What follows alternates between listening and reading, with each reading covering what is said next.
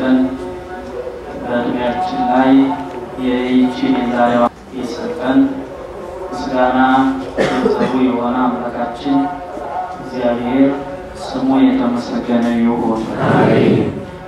ዛሬ በእግዚአብሔር ፈቃድ ለዚህ ዓመት ያሰብነውን ከዛሬ 2 ሳምንት በፊትም የጀመርነውን ትምህርት እናጠናቅቃለን።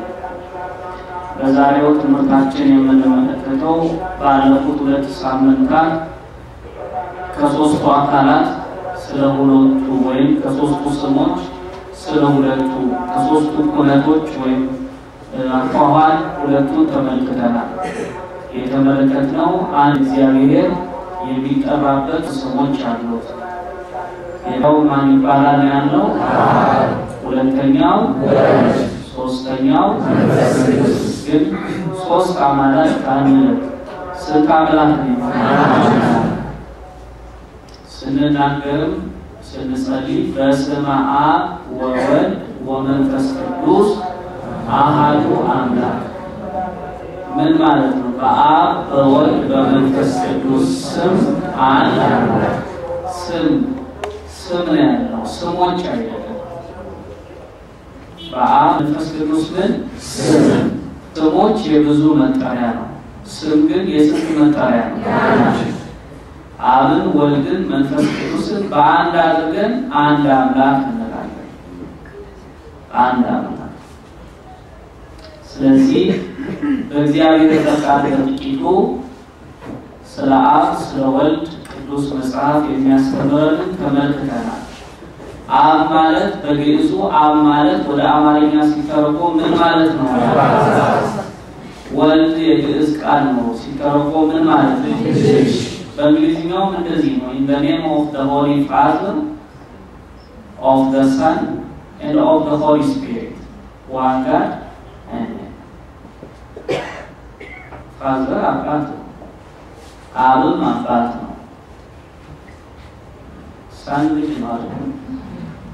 ወልድም ልጅ ነው። Holy Spirit መንፈስ ቅዱስ በግዕዙ በአማርኛው የተቀደሰ የሆነት መንፈስ ቅዱስ ማለት ነው። እና ዛሬ የምንመለከተው ስለ መንፈስ ቅዱስና ሶስቱ ደግሞ አንድ አምላክ ብለን የምንጠራበት የመጽሐፍ ቅዱስ ትምህርቶች ነው የምንመለከተው። ከዚያ በኋላ በመጨረሻ ላይ አሁን ያለንበት የዓመቱ ማጠናቀቂያ ወር ምን ይባላል?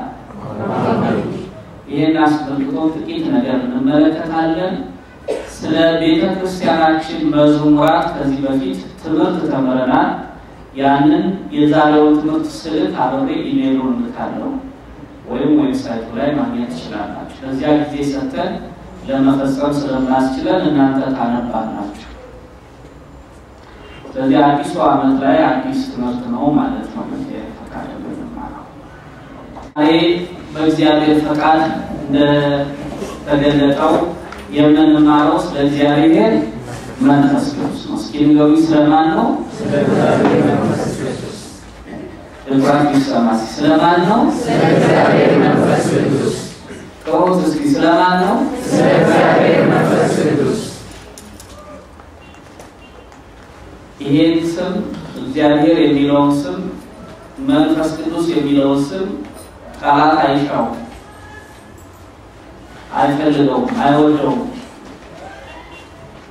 አንድ በዚህ በተለያየ ትምታም ከዚህ በፊትም ተናግሬ ይሆናል። የታሰረች ልጅ ነበረች። በእውነት ከዛሬ ልክ ወደ ቀመቼ ለላ 12 ዋዜማ ስንሄድ ነው የሰማነው የልጅቱን ችግር። አብሯት ብዙ ዓመት ኖሯል። አቅም ያላት ናት። ኑሯ የተስተካከለ ነው። ግን በተለያየ ነገር ተተብትባ ተይዛለች። ወደ ቤተክርስቲያን ወስደዋት ስትጠመቅ ተናገረ። ይሄን ያደረኩት ይሄ ቤተክርስቲያን ውስጥ ያለው ሰው ነኝ አለ። ምንድነው ስራ? እንደዚህ በርስቲ ስመ ሥላሴን ጥራ ተባለ። በስመ አብ አለ። ምንድነው ያለው? በስመ አብ ምንድነው ያለው? በስመ አብ ይላል። እኛ ምንለው በስመ አብ ወወልድ በስመ አብ ወወልድ ወመንፈስ ቅዱስ በስመ አብ ወወልድ ወመንፈስ ቅዱስ አሐዱ አምላክ አሜን እና በስመ አብ እያለ ይጠራ ነበር። አሁን እግዚአብሔር ፈቃዱ ሆኖ ነፃ ወጣለች። 18 ዓመት ከኖረችበት ስቃይ እግዚአብሔር ይችላል አይችልም? ነፃ ያወጣት ማን ነው? አጥናቂው እንትን አይደለም። ነፃ አውጪ ማን ነው? ክብር ሁሉ የሚሰጠው ለማን ነው? እኛ አይደለም ለሱም ክብር የምንወስደው። ክብር ሁሉ ለእግዚአብሔር፣ ምስጋና ሁሉ ለእግዚአብሔር፣ አምልኮታችን ለማን ነው? እና ይጠራል አስመስሎ ማለት በትክክል ግን ሲጠራ አይስማማው። ስለዚህ ዛሬ የምንማረው ስለ እግዚአብሔር ማን ነው? ሲጦታ ስለማን ነው? ስለ እግዚአብሔር መንፈስ ቅዱስ። ምሳሌ አድርገን እስከ ዛሬ ድረስ የተጠቀምንበት አንድ የወይን ዛፍ አለ። ይሄ የወይን ዛፍ በመጀመሪያ ያነሳነው ምን አለው ነው ያለው? ስር። ከስሩ ጋር ደግሞ አብሮ እኩል የሚወጣ ምን አለ? ግንድ። ስለሁለቱ ተመልክተናል። ስሩ ማን ነበረ?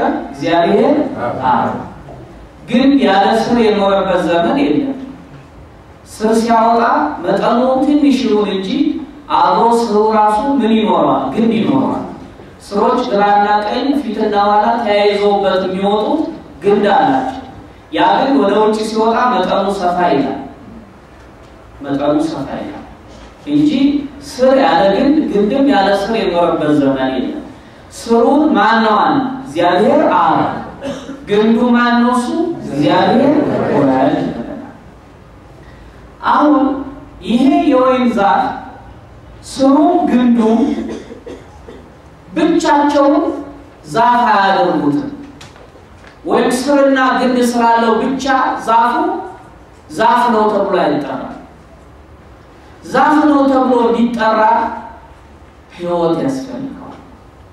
በውስጡ ለማለት የሚረዳው አልቦ ቅርንጫፎች ለማውጣት ቅጠሎቹ እንዲያብቡ ፍሬ እንዲያፈራ የሚያግዘው ምን ያስፈልገዋል? ሕይወት ያስፈልገዋል። እጽዋት ራሳቸው ሕይወት አላቸው ወይስ የላቸው? አላቸው። ሰው ራሱ ሕይወት አለው ወይስ የለው? አለው ወይስ የለም? አለው። ሕይወት የሌለው ሰው ምንድነው የሚባለው? በድን፣ ሬሳ ይባላል። ሬሳ በድን ይባላል። በቁም እንደዚህ ተብለው የሚጠሩ ሰዎች አሉ። ምን አይነት ሰዎች ናቸው እንደዚህ የሚባሉ? መንፈስ እግዚአብሔር የተለያቸው። መጽሐፍ ራሱ የተናገረው ሕያው ስም አለ ነገር ግን ሞተሃል ይላል። የዮሐንስ ራእይ ምዕራፍ 3 ቁጥር 2 ስናል ሕያው ስም አለ ነገር ግን ምን ሆናል? ሞተሃል። ወልደ ገብርኤል ወለተ ማርያም ይሄ የሕያውነት ስሞች ናቸው። ክርስቲያን የሕያዋን ስም ነው። ግን ሞተሃል፣ ተለይቷል መንፈስ እግዚአብሔር ማለት በግብር አሳዝነዋል፣ አትታመንበትም፣ ፈቃዱን አትፈጽምለትም፣ ሞተሃል። በቁም ሬሳ በድን የሚባል ሰው መንፈስ ቅዱስ የተለየው መንፈስ እግዚአብሔር የራቀው ሰው ማለት ነው። እና ለክርስቲያኖች ሕይወታችን ሕያው ሆነን የምንኖርበት አለ። ሕይወት የምትባለው ነፍሳችን ብቻ አይደለም። ነፍስ በራሷ የመንፈስ ቅዱስ ሕይወትነት ያስፈልጋል። እና ዛፎችን እጽዋትን በራሳቸው ሕይወት አላቸው። የሚያድጉት ሕይወት ሲኖራቸው የወይኑ ዛፍ ግንዱ ተጠብቆ ሊቆይ ሊያድግ የሚችለው ስሩም ተጠብቆ ስራውን እየሰራ ሊቀጥል የሚችለው ምን ሲኖረው ነው? ሕይወት ሲኖረው። ንገሩኝ፣ ምን ሲኖረው ነው? ሕይወት ሲኖረው። ሕይወት ከሌለው ግን ስርና ግንድ ብቻ ያለው ዛፍ አርቲፊሻል ዛፍ ነው ሊኖር ይችላል። አርቲፊሻል ዛፍ እንግዲህ በምድር በጥሎ የምናየው እያንዳንዱ ዛፍ ቀድሞ እንደተናገርነው ሕይወት አለው። ይህ ሕይወት ከስሩ ወጥቶ ወደ ግንዱ በኋላም ወደ ቅርንጫፎቹ ይደርሳል። ይሄ ሕይወት ነው ለዛፉ ቅርጽ የሚሰጠው፣ ቅርንጫፎች እንዲያፈራ የሚያደርገው፣ በኋላ ፍሬ እንዲያፈራ የሚያግዘው። ከስር የሚመጣ ነገር ካለ ያበበ ፍሬ ያፈራ መሄድ ይችላል። ሕያው የሆነ የእግዚአብሔርን የባህሪ ሕይወቱን ነገር ለማወቅ ህልው የመሆኑን ነገር ለመረዳት ሕይወቱ ምን እንደሆነ መረዳት ያስፈልጋል። አሁን ከዚህ በፊት ስለ ልብ አንስተናል። ልብ የተባለ አብ፣ ስለ ቃል አንስተናል። ቃል የተባለው ማን? ወልድ። ማነው እሱ ቃል የተባለው? ወልድ። እኛ አሁን ልብ አለን፣ ቃል አለን። ከልባችን ወይም ከአእምሯችን መንጭቶ የምንናገረው ቃል አእምሮ ምን አለው? እስትንፋስ አለው።